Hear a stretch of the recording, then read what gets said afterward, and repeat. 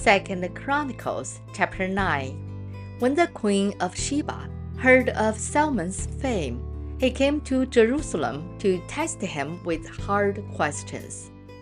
Arriving with a very great caravan, with camel carrying spices, large quantities of gold, and precious stones, she came to Solomon and talked with him about all she had on her mind.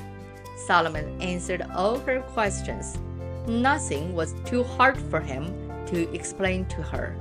When the Queen of Sheba saw the wisdom of Solomon, as well as the palace he had built, the food on his table, the seating of his officials, the attending servants in their robes, the cupbearers in their robes, and the burnt offerings he made at the temple of the Lord, he was overwhelmed.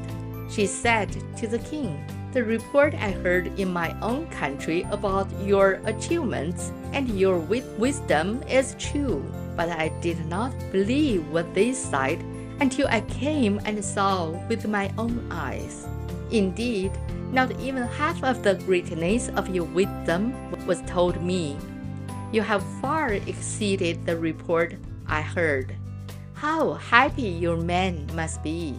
How happy your officials who continually stand before you and hear your wisdom. Praise be to the Lord your God, who has delighted in you and placed you on his throne as king to rule for the Lord your God. Because the love of your God for Israel and his desire to uphold them forever, he had made you king over them to maintain justice and righteousness." Then he gave the king 120 talents of gold, large quantities of spices, and precious stones. There has never been such spices as those the Queen of Sheba gave to King Solomon. The men of Hiram and the men of Solomon brought gold from Ophir. He also brought algum wood and precious stones. The king used the algum wood to make staffs for the temple of the Lord and for the royal palace, and to make harps and lyres for the musicians. Never like them had ever been seen in Judah. King Solomon gave the Queen of Sheba all she desired and asked for. He gave her more than she had brought to him. Then she left and returned with her retinue to her own country.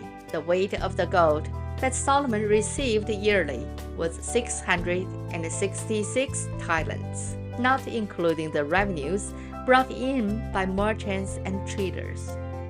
Also, all the kings of Arabia and the governors of the land brought gold and silver to Solomon. King Solomon made 200 large shields of hammered gold. 600 baskets of hammered gold went into each shield.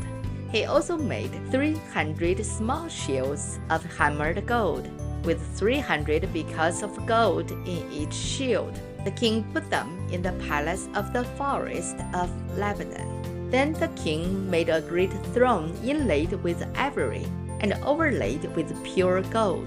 The throne had 6 steps, and a footstool of gold was attached to it. On both sides of the seat were armrests, with a lion standing beside each of them.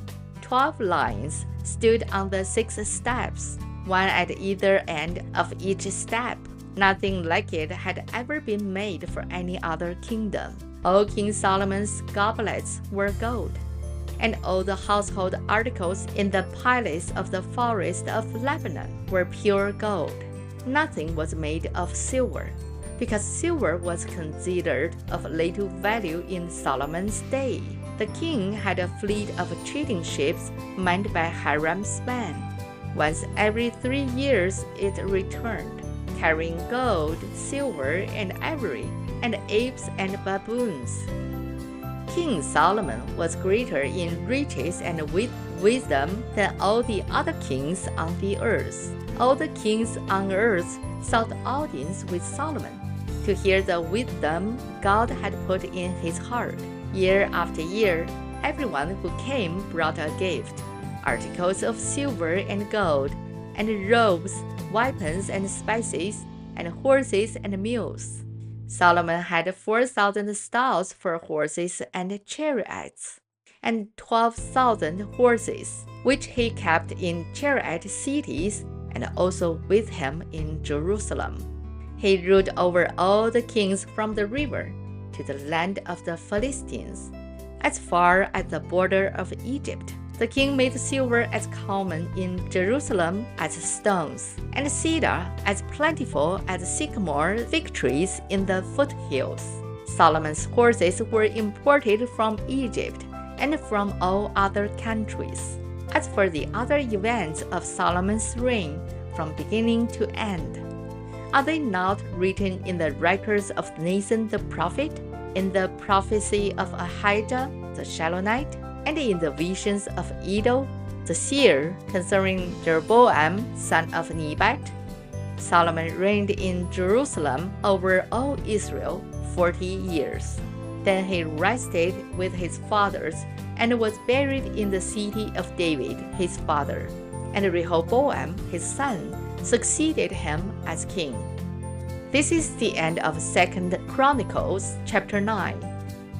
神的话语要昼夜思想，玉恩读经频道期待与您下次再见。